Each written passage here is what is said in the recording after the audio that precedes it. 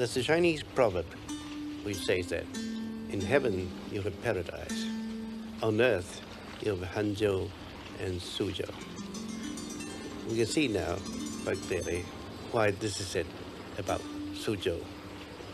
Because here everything is mild and easy, and the water here contrasts with central China, which is quite arid. This area south of the Yangtze River is full of greenery and watery lushness. And there isn't that biting north wind blowing in from the Gobi Desert.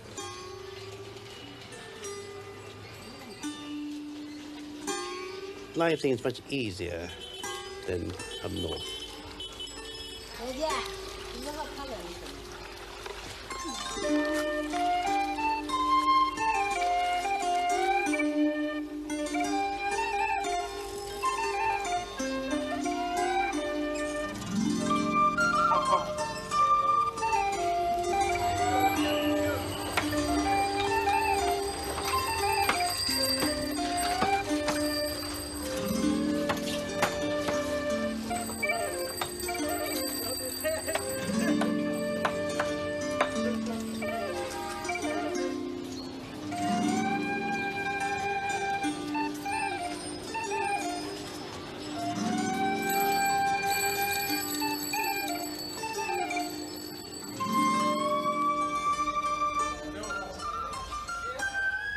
Suzhou, of course, is famous for its gardens, and the Chinese idea of a garden is really a cameo, a painter's concept of a miniature landscape. And here in Suzhou, where the weather is quite clement throughout the year, the retired Mandarin or scholar finds it an ideal place where he could not so much contemplate nature, contemplate man's relationship with nature and with fellow human beings.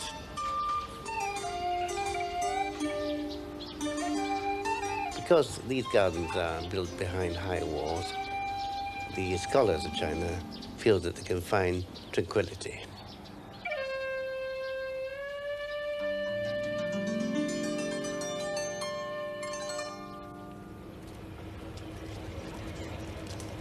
Suzhou's success as a rich, cultured and artistic city owes everything to the existence of the Grand Canal. And Kenneth's daughter Jenny, on her first visit to China, is as fascinated as the rest of us. Do they live on the boats?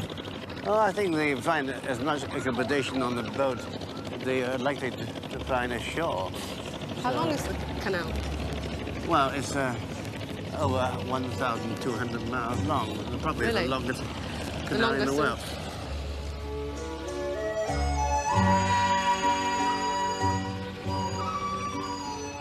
It was begun before Christ in 486 BC, but it wasn't completed for 1,000 years. 618 AD, in the Sui dynasty, by the Emperor Yuandi. He used it for moving troops about. It is the longest man-made waterway in the world, and he used 5 million men to complete it. It ran all the way from Hangzhou to Beijing.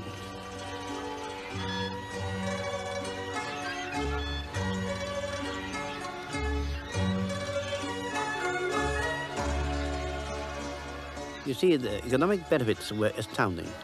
In the Tang dynasty, they transported 100,000 tons of grain a year from the fertile south to the arid, hungry north. The long lines of barges strung together, pulled by single horse or a water buffalo. Even today, a few horsepower engine will drag a long crocodile barges.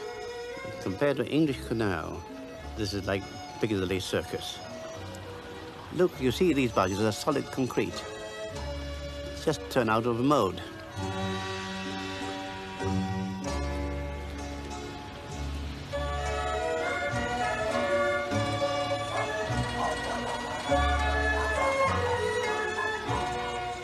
You see, today it is not all used. Some is suited up, but still very busy. It takes more traffic than the Suez and Panama canals combined. And everything goes on the canal, even people. That's a passenger barge. It's not very fast, not a QE2, but it's very cheap. Hangzhou to Suzhou takes 14 hours overnight, but it only costs 4 yuan, and that's about 60 pence.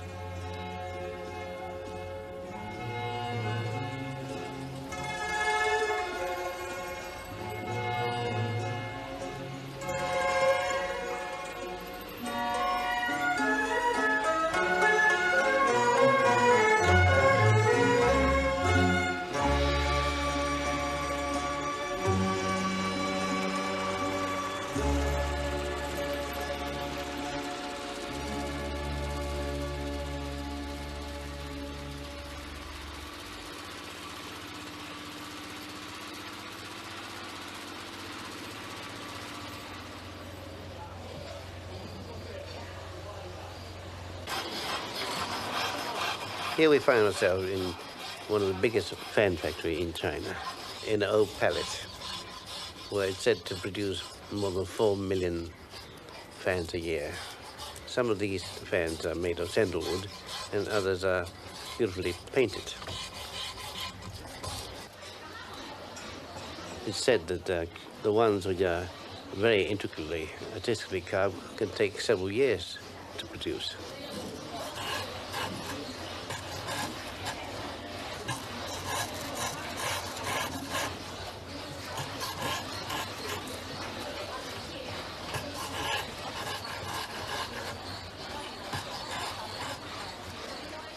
These sandalwood fans are, of course, very special because there's a very distinct scent from the wood, which when you fan yourself, you feel that you are also perfuming yourself.